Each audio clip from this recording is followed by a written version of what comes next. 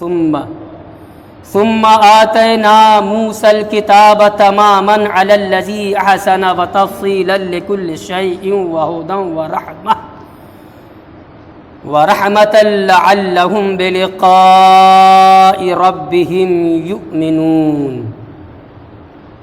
ثم پھر آتینا ہم نے دیا، اللہ پاک فرما رہا ہے پھر ہم نے دیا موسیٰ کو الکتابہ ایک خاص کتاب تورات، تماماً علی الذی احسن یہ کتاب کامل ہے اس شخص پر جو احسان کرے.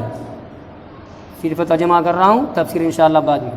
وتفصیلا اور یہ کتاب تفصیل ہے، بیان ہے، لکل شیء ہر چیز کا بیان. وہدی ورحمہ اور سراپا یہ کتاب ہدایت ہے اور رحمت ہے. لعلہم بلقاء ربہم یؤمنون تاکہ وہ یعنی بندے اپنے رب سے ملاقات پر ایمان رکھیں. ترجمہ ہوا ثم آتینا موسیٰ الکتاب، پھر ہم نے موسیٰ کو کتاب سے نوازا، کتاب دی. یہ ثم منے پھر. اب یہاں سوال یہ پھر ثم کہنے کی کیا ضرورت؟ یہ قرآن یہاں اس مقام پہ ثم کیوں کہہ رہا ہے؟ فَإِنْ قِيلَ لِمَا قَالَ ثُمَّ آتَيْنَا. امام بغوی رحمۃ اللہ علیہ اعتراض کرتے ہیں، سوال قائم کرتے ہیں کہ یہ کیوں کہا گیا اس مقام پہ کہ پھر، یہ پھر سے یہاں پہ کیا مراد ہے؟ کیا یہی مراد ہے کہ پہلے قرآن نازل، بھائی یہ قرآن ہے اور قرآن میں کہا جا رہا ہے تو پہلے قرآن نازل ہو چکا اور بعد میں پھر موسیٰ کو کتاب دی گئی؟ ایسا تو نہیں ہے. موسیٰ پہلے آئے، موسیٰ کو کتاب پہلے دی گئی، بعد میں خاتم النبیین بن کر ہمارے اور آپ کے آقا مولا حضور روحی فدا محمد رسول اللہ صلی اللہ علیہ وآلہ وسلم تشریف لا رہے ہیں. تو کتاب قرآن تو بعد میں نازل کی گئی اور یہاں معاملہ الٹ دیا گیا. قرآن کہہ رہا ہے پھر ہم نے موسیٰ کو کتاب دیا. تو کیا اللہ کی رحمتیں ہوں، اللہ کی رحمتیں ہوں علماء ربانیین پر جنہوں نے قرآن کو سمجھا اور قرآن کی روشنی میں احادیث صحیحہ کو سمجھا، جنہوں نے اللہ کے رسول کی لائی ہوئی شریعت کو سمجھا اور اس شریعت کو سمجھنے اور سمجھانے میں انہوں نے عصبیت اور طبقاتی اور نظریاتی اور مسلکی اختلافات کو آڑے نہیں آنے دیا. تماماً علی الذی احسن یہ کتاب جو موسیٰ پر ہم نے نازل کی، موسیٰ کو دی، یہ تمام ہے، کامل ہے اس پر جو احسان کرے. یہاں پہ احسان کرے سے مراد کیا ہے؟ کہتے ہیں اختلافو فی، آیت کے اس حصے میں اختلاف کیا ہے مفسرین نے.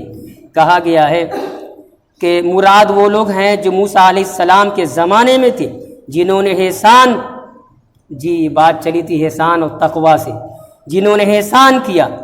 کہتے ہیں تماماً علی المحسنین من قومہ، موسیٰ علیہ السلام کی امت کے وہ لوگ جنہوں نے احسان کیا، اپنی عبادتوں میں احسان کیا، محض اللہ کے لیے کیا، اخلاص کے ساتھ کیا.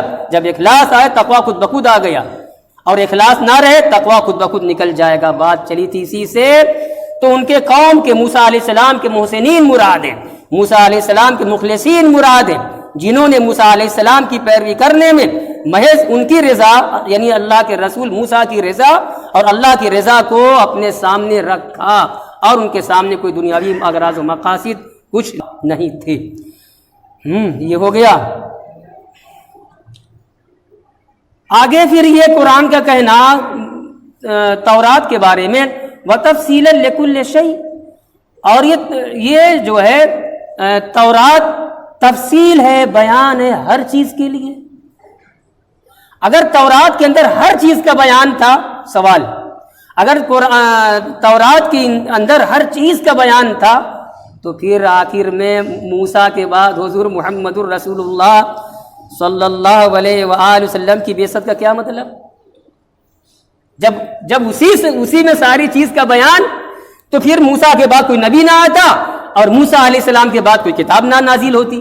سوال ہو رہا ہے نا؟ سوال ہو رہا ہے. اس کا جواب امام بغوی دے رہے ہیں.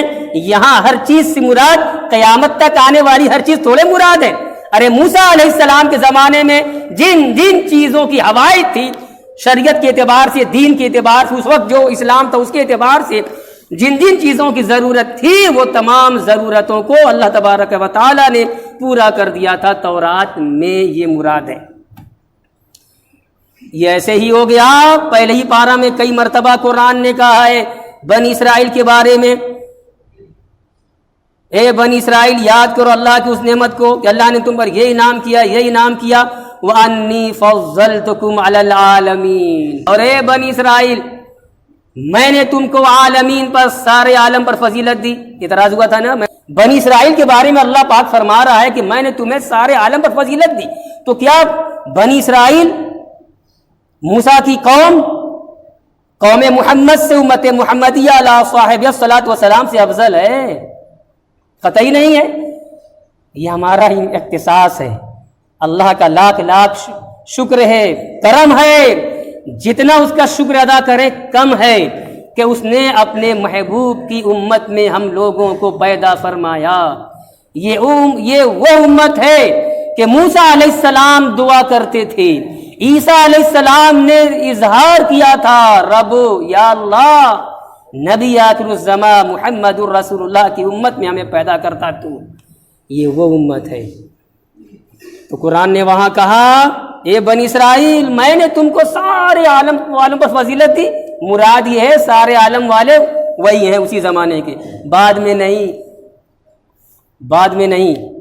تو اسی طریقے سے یہاں پہ جو اعتراض ہوا تھا میں نے بتلا دیا نا کہ ہر چیز سے مراد اس زمانے کی ساری چیزیں ہیں.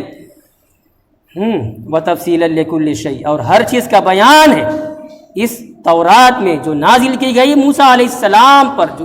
جو کتاب میں نے موسیٰ کو دی یعنی تورات میں ہر چیز کا بیان. آگے کیا ہے؟ وَهُدًى وَرَحْمَةً، سراپا ہدایت ہے، سراپا رحمت. اس میں کوئی شک ہی نہیں. جب کوئی کتاب نازل ہوئی رب تبارک و تعالیٰ کی طرف سے، وہ حضرت داؤد علیہ السلام پر نازل ہونے والی زبور رہی ہو، یا حضرت موسیٰ پر نازل ہونے والی کتاب حق تورات، یا حضرت عیسیٰ پر نازل ہونے والی کتاب انجیل، یا ابراہیم علیہ السلام پر نازل ہونے والے مختلف اوراق میں مختلف صحیفے، یہ ساری کتابیں اپنے اپنے وقت پہ رحمت والی تھی. سراپا ہدایت، سراپا رحمت.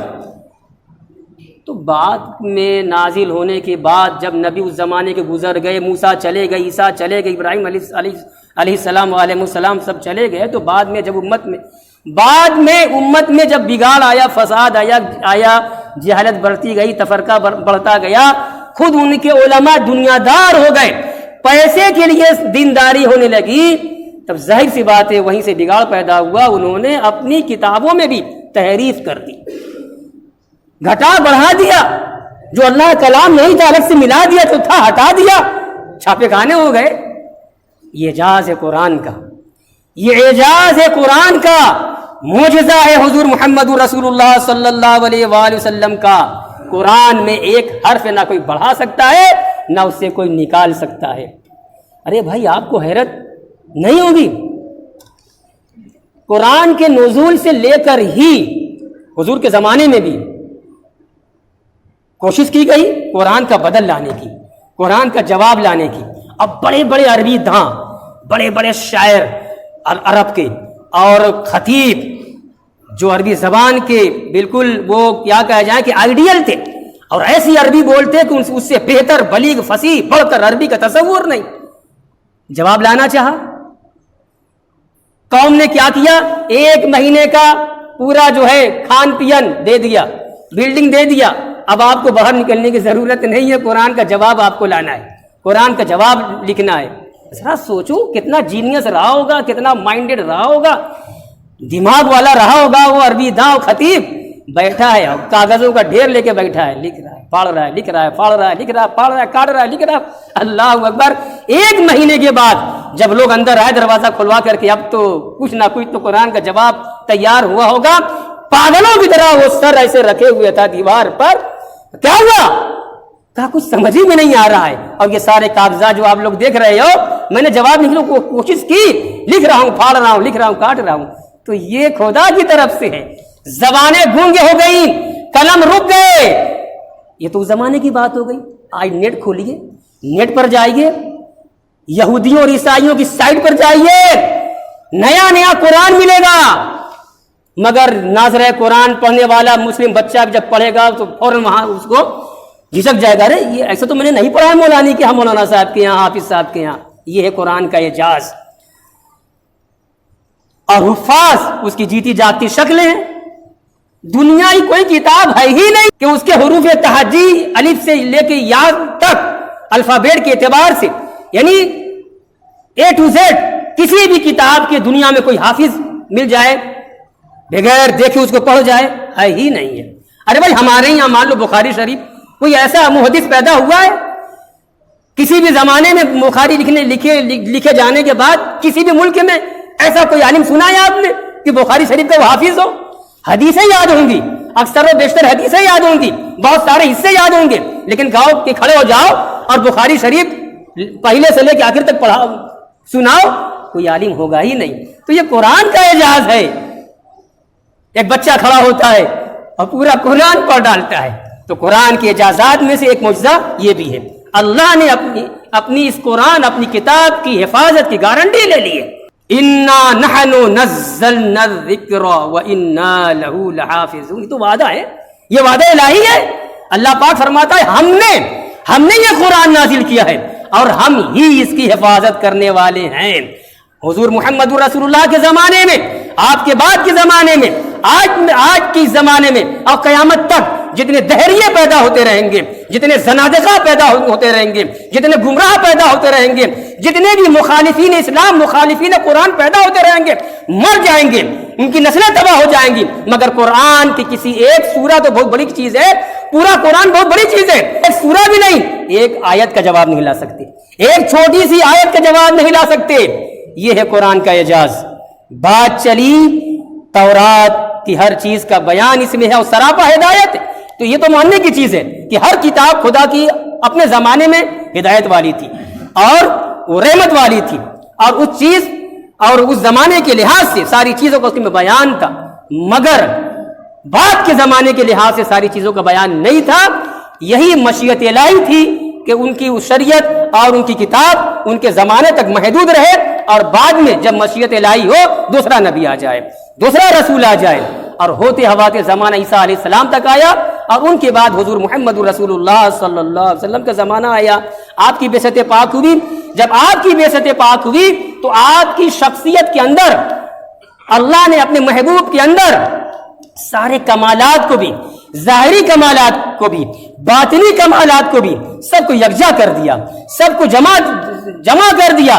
یعنی حضرت آدم علیہ السلام سے لے کر کے حضرت عیسیٰ علیہ السلام تک جتنے بھی انبیاء آئے، جتنے بھی مرسلین اعظام آئے، الگ الگ انفرادی طور سے، شخصی طور سے جو خوبیاں تھیں، ہے نا، ساری خوبیوں کو حق تبارک و تعالیٰ نے اپنے محبوب کے ذات کے اندر جمع فرما دیا، اور جو احکامات تھے اور قیامت تک جو ضرورتیں تھیں، سارے احکامات اور ساری تعلیمات اللہ تبارک و تعالیٰ نے اپنے نبی کے زبانی اور قرآن میں بیان فرما دیا۔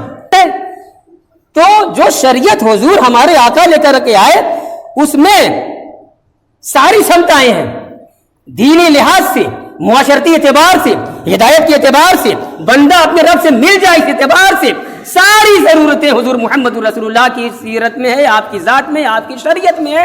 اسی لیے قیامت تک آپ کے بعد نہ تو کوئی نبی آئے گا اور نہ تو کوئی رسول آئے گا۔